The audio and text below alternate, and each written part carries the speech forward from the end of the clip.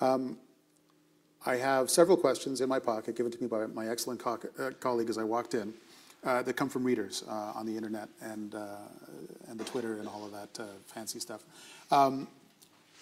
The Twitter, as the Twitter. I'm told it's popular.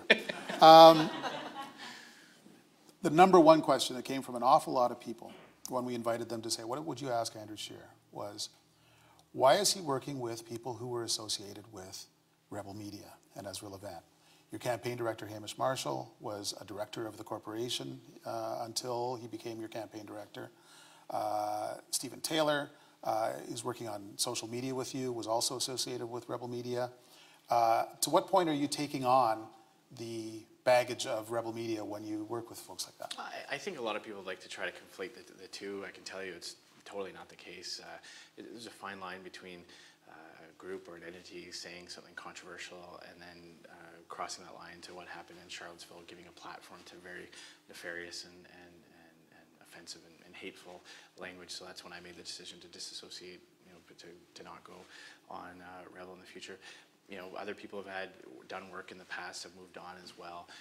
People have worked for other organizations that have said distasteful things, don't necessarily describe or subscribe to those types of things. There are other people who have left who have work in other media as well. So I know that there's a lot of people in the Liberal Party and others that would like to make that link, but I think it's pretty clear that there is no, it's not the case at all, and so I can put that to rest right now. A lot of your own supporters, people who work hard for the party, who donate every time they're asked, think that what Ezra Levant says and does is great. Do you need that rebel-friendly market to succeed as a leader of a Conservative party in Canada? I need to get my message out, and I'm doing that in my own way. I'm sitting here talking to you. I'm traveling across the country.